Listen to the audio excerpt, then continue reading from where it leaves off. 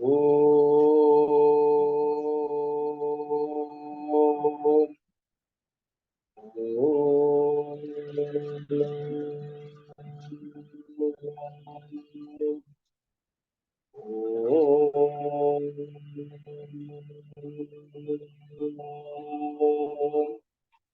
ओम श्री परमात्मने नमः।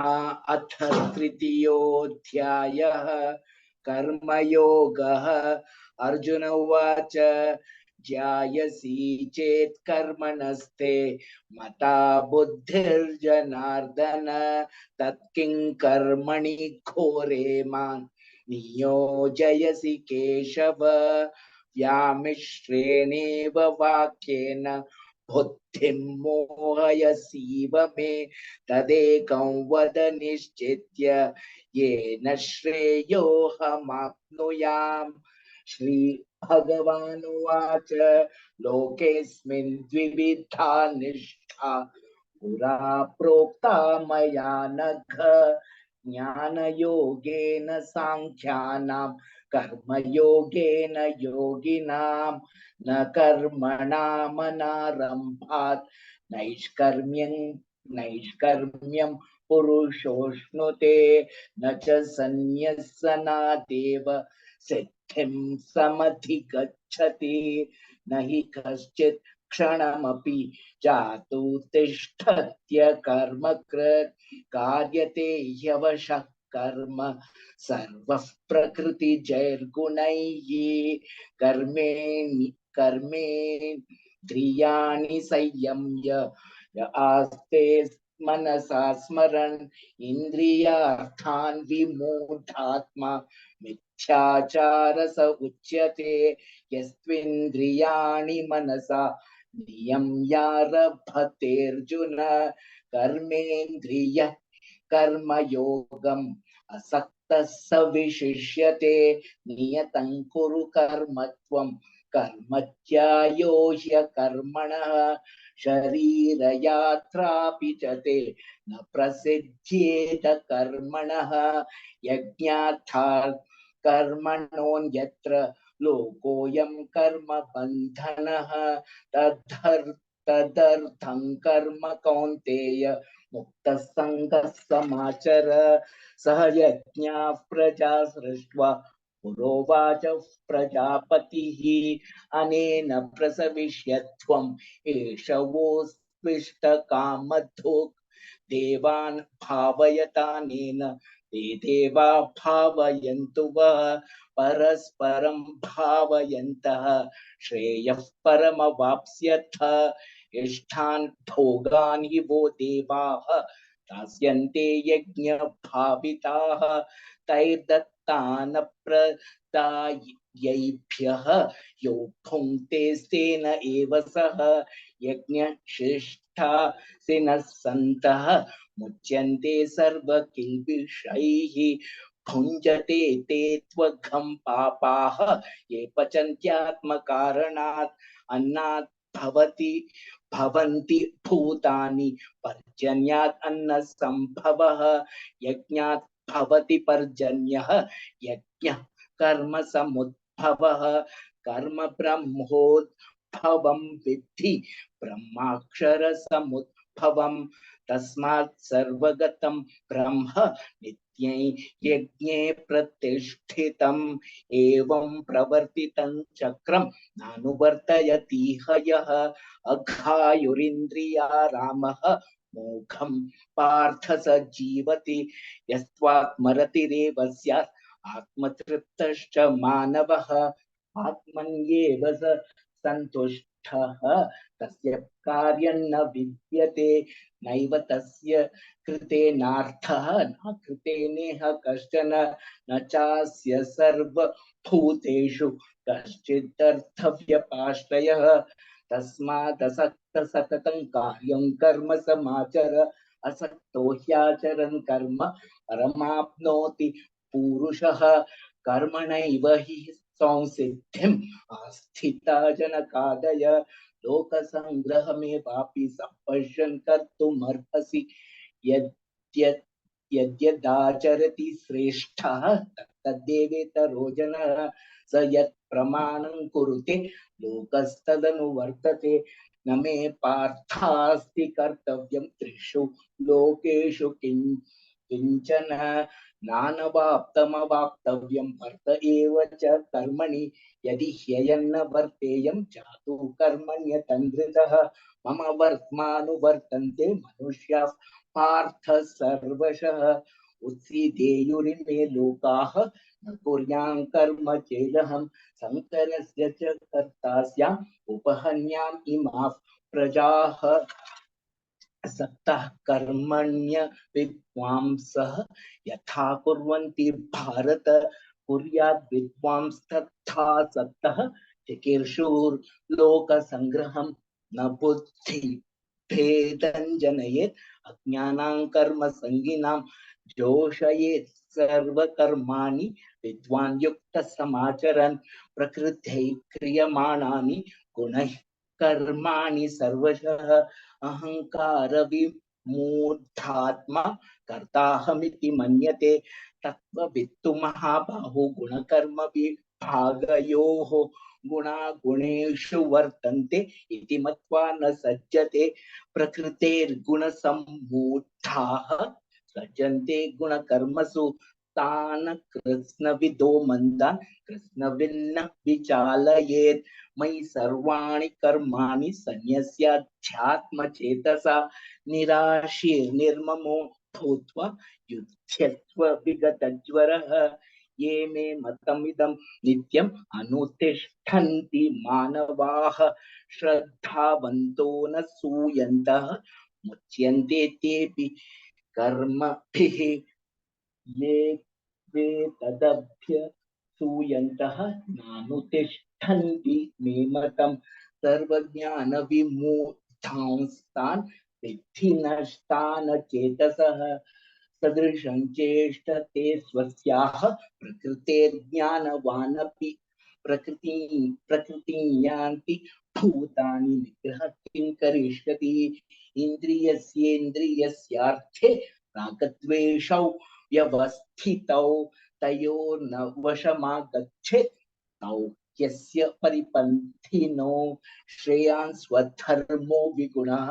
परधर्मात् स्वनुष्ठितात् स्वधर्मे निधनं श्रेयः परधर्मो भयावहः अर्जुन उवाच अथ केन प्रयुक्तोऽयं पापं चरति पौरुषः अनिच्छनपि वार्ष्णेय बलादिव नियोजितः श्रीभगवानुवाच काम एष क्रोध एष रजो गुणसमुद्भवः महाशनो महापाप्मा विद्धेनं मिह वैरिणं धूमेनाव्रियते वह्निः यथादर्शो मलेन च यथोल्बेनावृतो गर्भः तथा तेनेदमावृतम् आवृतं ज्ञानमेतेन ज्ञानिनो नित्यवैरिणा कामरूपेण कौन्तेय दुष्पूरेणानलेन च इन्द्रियाणि मनोबुद्धिः अस्याधिष्ठानमुच्यते एतैर्विमोहयत्येषः ज्ञानमावृत्य देहिनं तस्मात् त्वमिन्द्रियाण्यादौ नियम्य भरतर्षभ पाप्मानं प्रजह्येनं ज्ञानविज्ञाननाशनम् इन्द्रियाणि पराण्याहुः इन्द्रियेभ्यः परं मनः मनसस्तु परा बुद्धिः यो बुद्धिः परतस्तु सः एवं बुद्धे परं बुद्ध्वा संस्तभ्यात्मानमात्मना जहि शत्रुं महाबाहो कामरूप दुरासदम् ओम तत्सत् इति श्रीमद्भगवद्गीतासु उपनिषत्सु ब्रह्म विद्यायां योगशास्त्रे श्रीकृष्णार्जुन संवादे कर्मयोगो नाम तृतीयोऽध्यायः। अथ चतुर्थोऽध्यायः ज्ञानकर्मसन्न्यासयोगः। श्रीभगवानुवाच इमं विवस्वते योगं प्रोक्तवानहमव्ययं विवस्वान्मनवे प्राह मनुरिक्ष्वाकवे ब्रवीत् एवं परम्परा प्राप्तम् इमं राजर्षयो विदुः सकाले नेह महता योगो नष्टः परन्तप स एवायं मया तेद्य योगः प्रोक्तः पुरातनः भक्तोऽसि मे सखा चेति रहस्यं ह्येतदुत्तमम् अर्जुन उवाच अपरं भवतो जन्म परं जन्म विवस्वतः कथमेतद्विजानीयां तमादौ प्रोक्तवानिति श्रीभगवानुवाच बहूनि मे व्यतीतानि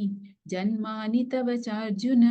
तान्यहं वेद सर्वाणि न त्वं वेत्थ परन्तप अजोऽपि सन्नव्ययात्मा भूतानामीश्वरोऽपि सन् प्रकृतिं स्वामधिष्ठाय सम्भवाम्यात्ममायया यदा यदा हि धर्मस्य ग्लानिर्भवति भारत अभ्युत्थानमधर्मस्य तदात्मानं सृजाम्यहं परित्राणाय साधूनां विनाशाय च दुष्कृतां धर्मसंस्थापनार्थाय सम्भवामि युगे युगे जन्म कर्म च मे दिव्यम् एवं यो वेत्ति तत्त्वतः त्यक्त्वा देहं पुनर्जन्म नैति मामेति सोऽर्जुन वीतरागभयक्रोधाः मन्मया मामुपाश्रिताः बहवो ज्ञानतपसा पूता मद्भावमागताः ये यथा मां प्रपद्यन्ते तांस्तथैव भजाम्यहं मम वर्त्मानुवर्तन्ते मनुष्याः पार्थ सर्वशः काङ्क्षन्तः कर्मणां सिद्धिं यजन्त इह देवताः क्षिप्रं हि मानुषे लोके सिद्धिर्भवति कर्मजा चातुर्वर्ण्यं मया सृष्टं गुणकर्मविभागशः तस्य कर्तारमपि मां विद्य कर्तारमव्ययम् न मां कर्माणि लिम्पन्ति न मे कर्मफले स्पृहा इति माय्योऽभिजानाति कर्मभिर्न स बध्यते एवं ज्ञात्वा कृतं कर्म पूर्वैरपि मुमुक्षुभिः कुरु कर्मैव तस्मात् त्वं पूर्वैः पूर्वतरं कृतं किं कर्म किमकर्मेति कवयोऽप्यत्र मोहिताः तत्ते कर्म प्रवक्ष्यामि यज्ञात्वा मोक्षसे शुभात् कर्मणो ह्यपि बोधव्यं च विकर्मणः अकर्मणश्च बोधव्यं गहना कर्मणो गतिः कर्मण्यकर्म यः पश्येत् अकर्मणि च कर्म यः स बुद्धिमान् मनुष्येषु स युक्तः कृत्स्नकर्मकृत् यस्य सर्वे समारम्भाः कामसङ्कल्पवर्जिताः ज्ञानाग्निदग्धकर्माणं तमाहुः पण्डितं बुधाः त्यक्त्वा कर्मफलासङ्गं नित्यतृप्तो निराश्रयः कर्मण्यभिप्रवृत्तोऽपि नैव किञ्चित् करोति सः निराशीर्यत चित्तात्मा त्यक्तसर्वपरिग्रहः शारीरं केवलं कर्म कुर्वन्नाप्नोति किल्बिषम् यदृच्छालाभसन्तुष्टः द्वन्द्वातीतो विमत्सरः समसिद्धावसिद्धौ च कृत्वापि न निबध्यते गतसङ्गस्य मुक्तस्य ज्ञानावस्थितचेतसः यज्ञायाचरतः कर्म समग्रं प्रविलीयते ब्रह्मार्पणं ब्रह्महविः ब्रह्माग्नौ ब्रह्मणाहुतं ब्रह्मैव तेन गन्तव्यं ब्रह्मकर्म समाधिना दैवमेवापरे यज्ञं योगिनः पर्युपासते ब्रह्माज्ञावपरे यज्ञं यज्ञेनैवोपजुह्वति श्रोत्रादीनीन्द्रियाणन्ये संयमाग्निषु जुह्वति शब्दादीन् विषयानन्ये इन्द्रियाग्निषु जुह्वति सर्वाणीन्द्रियकर्माणि प्राणकर्माणि चापरे आत्मसंयमयोगाग्नौ जुह्वति ज्ञानदीपिते द्रव्ययज्ञास्तपो यज्ञाः योगयज्ञास्तथा परे स्वाध्यायज्ञानयज्ञाश्च यतयः संशितव्रताः अपाने जुह्वति प्राणं प्राणे पानं तथा परे प्राणापानगतिरुद्ध्वा प्राणायामपरायणाः अपरे नियताहाराः प्राणान् प्राणेषु जुह्वति सर्वेऽप्येते यज्ञविदः यज्ञक्षपितकल्मषाः यज्ञशिष्टामृतभुजः यान्ति ब्रह्म सनातनम् नायं लोकोऽस्त्ययज्ञस्य कुतोऽन्यः कुरु सत्तमः एवं बहुविधा यज्ञाः वितता ब्रह्मणो मुखे कर्मजान् विद्धितान् सर्वान् एवं ज्ञात्वा विमोक्ष्यसे श्रेयान् द्रव्यमयाद्यज्ञात् ज्ञानयज्ञः परन्तप सर्वं कर्माखिलं पार्थ ज्ञाने परिसमाप्यते तद्विद्धि प्रणिपातेन परिप्रश्नेन सेवया उपदेक्ष्यन्ति ते ज्ञानं ज्ञानिनस्तत्त्वदर्शिनः यज्ञात्वा न पुनर्मोहम् एवं यास्यसि पाण्डव येन भूतान्यशेषेण द्रक्ष्यस्यात्मन्यथो मयि अपि चेदसि पापेभ्यः सर्वेभ्यः पापकृत्तमः सर्वं ज्ञानप्लवेनैव वृजिनं सन्तरिष्यसि यथैधांसि समिद्धोऽग्निः भस्मसात् कुरुतेऽर्जुन ज्ञानाग्निः सर्वकर्माणि भस्मसात् कुरुते तथा न हि ज्ञानेन सदृशं पवित्रमिह विद्यते तत्स्वयं योगसंसिद्धः कालेनात्मनि विन्दति श्रद्धावान् लभते ज्ञानं तत्परः संयतेन्द्रियः ज्ञानं लब्ध्वा परां शान्तिम् अचिरेणाधिगच्छति अज्ञश्चाश्रद्दधानश्च संशयात्मा विनश्यति नायल्लोकोऽस्ति न परः न सुखं संशयात्मनः योगसन्न्यस्तकर्माणं ज्ञानसञ्छिन्न संशयम् आत्मवन्तन्न कर्माणि निबध्नन्ति धनञ्जय तस्मादज्ञानसम्भूतं हृत्स्थं ज्ञानासीनात्मनः चित्वैनं संशयं योगम् आतिष्ठोत्तिष्ठ भारत ॐ तत्सत् इति श्रीमद्भगवद्गीतासु उपनिषत्सु ब्रह्मविद्यायां योगशास्त्रे श्रीकृष्णार्जुनसंवादे ज्ञानकर्मसन्न्यासयोगो नाम चतुर्थोऽध्यायः। अथ पञ्चमोऽध्यायः कर्मसन्न्यासयोगः। अर्जुन उवाच सन्न्यासं कर्मणां कृष्ण पुनर्योगं च शंससि यच्छ्रेययेतयोरेकं तन्मे ब्रूहि सुनिश्चितम्। श्रीभगवानुवाच सन्न्यासः कर्मयोगश्च निःश्रेयसकरावुभौ तयोस्तु कर्मसन्न्यासात् कर्मयोगो विशिष्यते। ज्ञेयः स नित्यसन्न्यासी यो न द्वेष्टि न काङ्क्षति निर्द्वन्द्वो हि महाबाहो सुखं बन्धात् प्रमुच्यते। साङ्ख्ययोगौ पृथग् बालाः प्रवदन्ति न पण्डिताः एकमप्यास्थितः सम्यक् उभयोर्विन्दते फलम्। यत्साङ्ख्यैः प्राप्यते स्थानं तद्योगैरपि गम्यते। एकं साङ्ख्यं च योगं च यः पश्यति स पश्यति। सन्न्यासस्तु महाबाहो दुःखमाप्तुमयोगतः योगयुक्तो मुनिर्ब्रह्म न चिरेणाधिगच्छति। योगयुक्तो विशुद्धात्मा विजितात्मा जितेन्द्रियः सर्वभूतात्मभूतात्मा कुर्वन्नपि न लिप्यते। नैव किञ्चित् करोमीति युक्तो मन्येत तत्त्ववित्। पश्यन् शृण्वन् स्पृशन् जिघ्रन् नश्नन् गच्छन् स्वपन् श्वसन् प्रलपन् विसृजन् गृह्णन् उन्मिषन् निमिषन्नपि इन्द्रियाणीन्द्रियार्थेषु वर्तन्त इति धारयन् ब्रह्मण्याधाय कर्माणि सङ्गं त्यक्त्वा करोति यः लिप्यते न स पापेन पद्मपत्रमिवाम्भसा कायेन मनसा बुद्ध्या केवलैरिन्द्रियैरपि योगिनः कर्म कुर्वन्ति सङ्गं त्यक्त्वात्मशुद्धये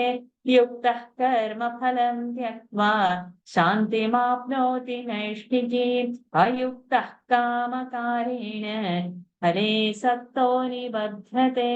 सर्वकर्माणि मनसा सन्न्यस्यास्ते सुखं वशी नवद्वारे पुरे देहि नैव कुर्वं न कारयन् न कर्तृत्वं न कर्माणि लोकस्य सृजति प्रभुः न कर्मफलसंयोगं स्वभावस्तु प्रवर्तते नादत्ते कस्यचित् पापं न चैव सुकृतं विभुः अज्ञानेनावृतं ज्ञानं तेन मुह्यन्ति जन्तमः ज्ञानेन तु तदज्ञानं येषां नाशितमात्मनः तेषामादित्यवज्ञानं प्रकाशयति तत्परं तद्बुद्धयस्तदात्मानः तं निष्ठास्तत्परायणाः गच्छन्त्य पुनरावृत्तिं ज्ञाननिर्धूतकल्मषाः विद्या विनय संपन्ने ब्राह्मणे गविहस्तिनि शुनि चैव श्वपाके च पंडिता समदर्शिनः इहैव तैर्जितः सर्गः येषां साम्ये स्थितं मनः निर्दोषं हि समं ब्रह्म तस्मात् ब्रह्मणि ते स्थिताः न प्रहृष्येत् प्रियं प्राप्य नोद्विजेत् प्राप्य चाप्रियं स्थिरबुद्धिरसम्मूढः ब्रह्मविद् ब्रह्मणि स्थितः बाह्यस्पर्शेष्वसक्तात्मा विन्दत्यात्मनि यत् सुखं स ब्रह्मयोगयुक्तात्मा सुखमक्षयमश्नुते स ब्रह्मयोगयुक्तात्मा सुखमक्षयमश्नुते ये हि संस्पर्शजा भोगाः दुःखयोनय एव ते आद्यन्तवन्तः कौन्तेय न तेषु रमते बुधः शक्नोति हैव यः सोढुं प्राक्शरीरविमोक्षणात् कामक्रोधोद्भवं वेगं स युक्तः स सुखी नरः योऽन्तः सुखोऽन्तरारामः तथान्तर्ज्योतिरेव यः स योगी ब्रह्मनिर्वाणं ब्रह्मभूतोऽधिगच्छति लभन्ते ब्रह्मनिर्वाणं ऋषयः क्षीणकल्मषाः छिन्नद्वैधायतात्मानः सर्वभूतहिते रताः कामक्रोधवियुक्तानां यतीनायतचेतसाम् अहितो ब्रह्मनिर्वाणं वर्तते विदितात्मनाम् स्पर्शान् कृत्वा बहिर्बाह्यान् चक्षुश्चैवान्तरे भ्रुवोः प्राणापानौ समौ कृत्वा नासाभ्यन्तरचारिणौ यतेन्द्रियमनो बुद्धिः मुनिर्मोक्षपरायणः विगतेच्छाभयक्रोधः यः सदा मुक्त एव सः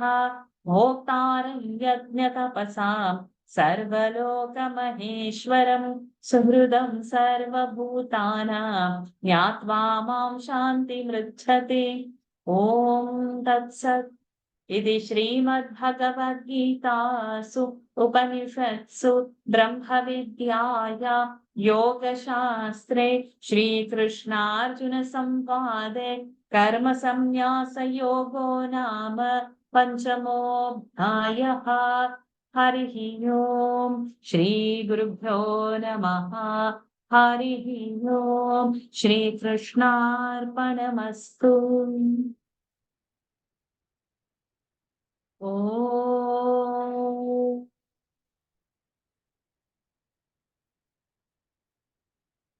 ओ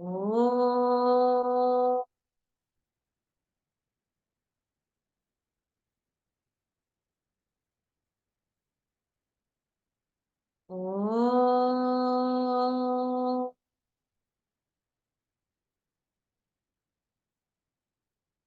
हरि ओम्।